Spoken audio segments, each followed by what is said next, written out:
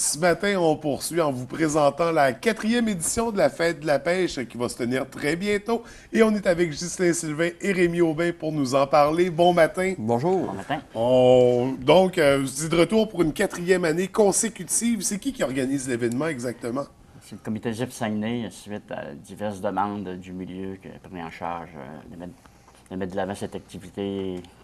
Comme on dit tantôt, c'est la quatrième année, donc Ouais. qui va se poursuivre possiblement, je veux dire, encore au fil des ans. Ouais. Parce que c'est très populaire et beaucoup en demande. Oui. Puis activité qui se veut une initiation à la pêche. C'est ça. Cette année, il va y avoir quelques 80 jeunes de 9 et 12 ans qui vont être initiés à la pratique de la pêche pour assurer une relève au fil des ans. Parce qu'on sait que la pêche, je veux dire, a une baisse depuis plusieurs années, d'où l'initiative de la Fondation de la Faune de mettre en branle cette activité. OK. Ça, c'est des jeunes, c'est dans le cadre scolaire. C'est pendant l'école, ils viennent dans la journée. C'est ça. Je veux dire, on prend une classe dans chaque paroisse, on peut dire. Ouais. Secteur Grande-Bay, secteur Port-Alfred, secteur Barretteville, il y a une classe qui est nommée par la direction pour participer à l'activité. OK. Donc, ça varie. L'an passé, on avait 66 jeunes. Cette année, on va en avoir un petit peu plus. Comme on vous dit tantôt, c'est de 9 à 12 ans. OK. Oui. Mais ça varie parce que le nombre de jeunes dans les classes varie aussi. C'est ça. C'est toujours 3 classes à chaque année. C'est ça. Le même principe qui revient. Au niveau de la programmation des activités qu'il y a pendant l'événement, principalement, c'est de la pêche. On parle d'initiation à la pêche, mais qu'est-ce qu'on peut faire exactement? OK. Les jeunes arrivent vers 9h15. Ouais. Là, on leur présente la programmation de la journée.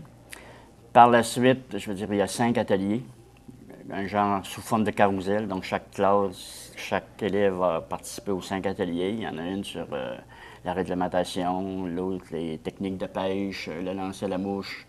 On a aussi l'habitat du poisson.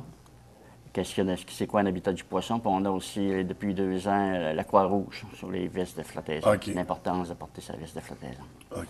Par la suite, je veux dire, les élèves sont répartis en équipes. Ensuite, on distribue les cannes à pêche avec les permis qui sont valides jusqu'à la majorité, c'est-à-dire jusqu'à les élèves avec 18 ans. Il y a la bouffe sur place. Vers 11h30, les gens commencent à pêcher jusqu'à 2h. OK. Puis de 2h à 2h30, c'est la remise des prix puis les différents concours. OK, c'est ça, parce qu'il y a un petit tournoi au travers de tout ça. Pour les jeunes, donc la plus grosse prise, la plus petite prise, toujours sympathique, j'imagine. Et des prix d'associés à ça, ça ressemble à quoi les prix qui sont remis aux jeunes? Bien, on remet souvent des coffres à pêche, on donne des gilets, toutes sortes d'équipements de pêche qu'on remet aux jeunes. Puis ça souligne un peu l'activité, puis on a beaucoup de cadeaux pour eux autres. Oui.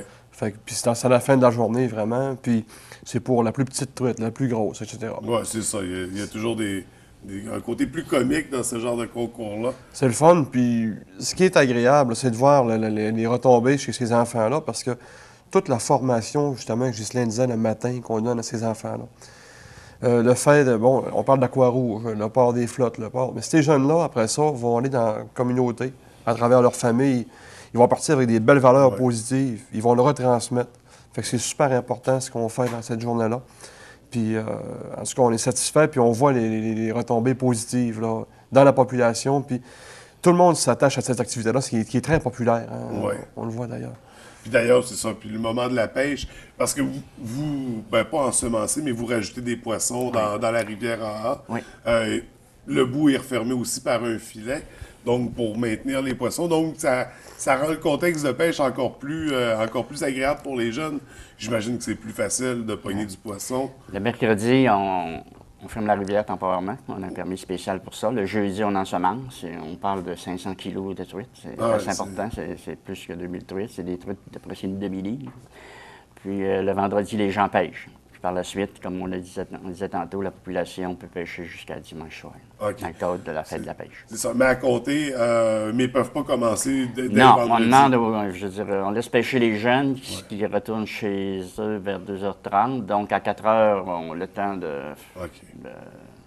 Fait que finaliser tout ça. Le public est invité à partir de 16h. la population générale, c'est à compter de 16 heures et c'est ça. Et il y a sûrement une limite par pêcheur de poissons. Ça, on parle de quoi? C'est 5 truites par jour. 5 truites par jour. Par personne. Donc, puis c'est important de le respecter. C'est principalement fait pour les enfants. Donc, on ne va pas nuire à leur activité non plus. On peut aller participer, mais toujours dans le respect des lois et des consignes sur place. Ça tombe en même temps qu'un autre événement. Il va y avoir le jour de la Coupe des Nations.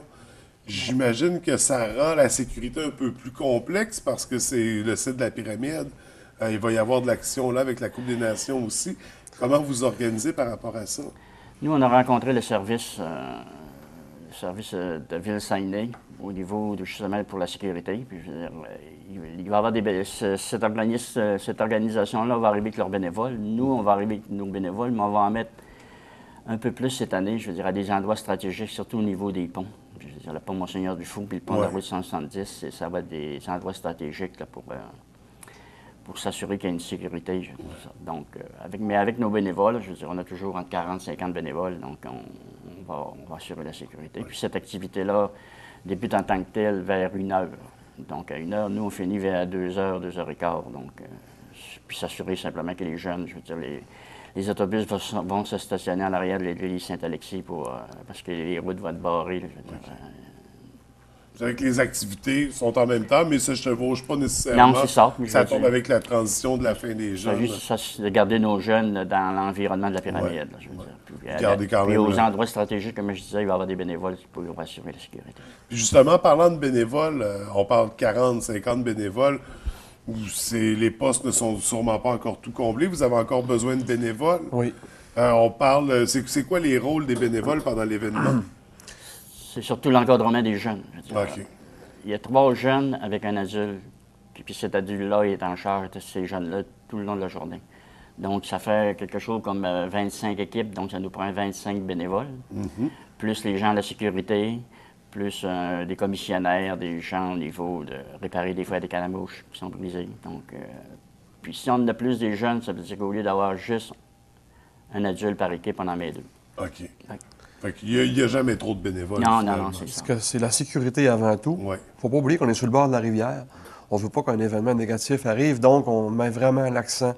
C'est pour ça qu'on met beaucoup de bénévoles pour peu de jeunes. Non seulement pour leur montrer à pêcher convenablement, parce que si tu as un bénévole pour 10 jeunes, mais pour vraiment avoir le nombre nécessaire, puis vraiment que ce soit une réussite en tant que tel. Fait que vraiment, puis optimiser aussi l'encadrement de l'enfant.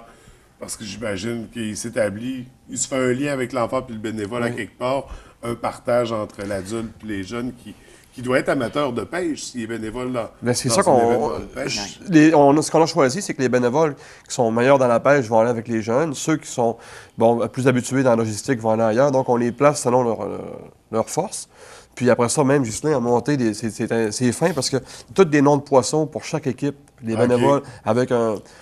Justin va en Oui, un parler. turban, je veux dire, donc si on perd un jeune, on sait de quelle équipe il est. Si, mettons, c'est l'équipe du turbo, ben, je veux dire, l'adulte, il est identifié aussi au turbo, donc c'est facile à rapatrier, entre guillemets. Fait qu'on parle, c'est ça, 80 jeunes, il va y avoir au-delà de 20 équipes, entre 20 et 25 équipes, j'imagine, 25. Donc, pour les bénévoles, comment, c'est pour ceux qui veulent s'impliquer, qui on doit contacter, comment on s'y prend? Bon, ils peuvent appeler Rémi, soit lui en parler, ou appeler directement à la ZIP Saguenay au 544-5813. Donc, nous, on a déjà une liste, mais ces gens-là vont être appelés là, pour s'assurer qu'ils se présentent le vendredi vers 8 h le matin. OK. Donc, on se manifeste à ceux qui veulent s'impliquer. C'est le temps parce que l'événement, c'est quand même la semaine prochaine. C'est quoi les dates exactes? Vendredi 17, vendredi prochain. Vendredi prochain. Ça se poursuit jusqu'à dimanche. Oui. Et là, c'est ça, on disait, à partir du moment où c'est fini avec les jeunes du primaire, donc à vendredi 4 heures, la population peut aller pêcher, peut utiliser avec un maximum de 5 poissons par jour. Est-ce qu'il y a quand même des activités liées avec ça, des concours pour la population, ou c'est vraiment juste avec les jeunes qu'on en retrouve? Bien, en soirée, on va faire une activité aussi, nous, en soirée. OK. Pour les familles, si on veut, pour les gens qui veulent y participer, ça n'empêche pas la population de pêcher librement. Mais on fait une activité qui va être un tournoi de pêche, mais c'est bien spécial. C'est un point de vue de sensibilisation. C'est un tournoi de pêche, mais avec remise à l'eau. OK.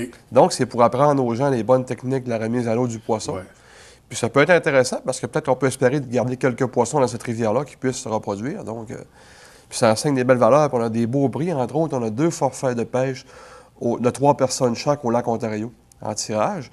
Puis en même temps, avec la 105.5 qui va être en direct sur la terrasse toute la journée, même avec les jeunes. Donc, puis le soir, qui vont nous poursuivre aussi avec l'animation. Puis, ça va Donc être la agréable. radio est là, c'est ça, Oui. qui suit l'événement. Oui. Fait que les gens vont pouvoir, qui reviennent du travail, vont pouvoir déjà commencer à partir de leur voiture. Et c'est ça, pour les personnes, pour la population en général, pendant la fin de semaine de la fête de la pêche, exceptionnellement, on peut pêcher sans permis. Mais ça se termine dimanche. Après C'est ça, ça prend un permis. Fait que déjà, dès lundi, il n'est pas supposé avoir personne qui pêche sans Non, permis. la fête de la pêche, il y a 3 jours que les gens peuvent pêcher sans permis. OK. C'est vendredi, samedi, dimanche. 3 jours, dans une ambiance de fête, on va s'amuser, on va en profiter. Il y a une activité en soirée le vendredi. Oui. On invite la population à y participer. Puis il y a des partenaires majeurs, il ne faut pas oublier non plus. Oui, c'est ça. Oui, non, c'est ça.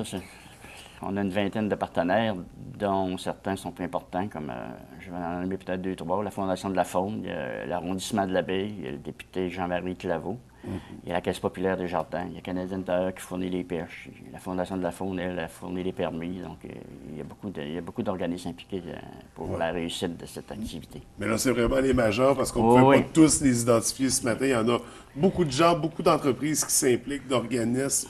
Je pense que c'est un événement rassembleur quand même. Puis c'est un projet intéressant, c'est ça. Puis cette année, on va avoir quelques 5 à 6 chapiteaux, qui est nouveau. Donc, il y a des compagnies comme Rio Tinto Alcan, New Alta, la Caisse populaire va avoir son chapiteau, l'Aqua Ils vont Rouge. monter des kiosques, C'est donner ça. de l'information. Donc, si jamais la température n'est pas clémente, donc on peut, les jeunes peuvent aller en dessous des chapiteaux, je veux dire, en deux. Allez à l'abri, mais il va faire beau. Je suis certain. Une belle fête comme ça vient avec le beau temps, ça va de soi. Donc, ça a lieu à compter de vendredi, le 7 juin. On invite la population à participer à compter de 16 heures, parce qu'avant ça, c'est pour les jeunes. Place aux jeunes. Place aux jeunes, exactement. Donc, il y a beaucoup de partenaires, des prix de présence, des prix de participation, des tournois. Une belle 4e édition. Et là, j'imagine que c'est ça. Vous commencez déjà à penser à la 5e, ou on attend que la 4e passe. On va passer à la 4e. On va passer à la 4e, c'est bon.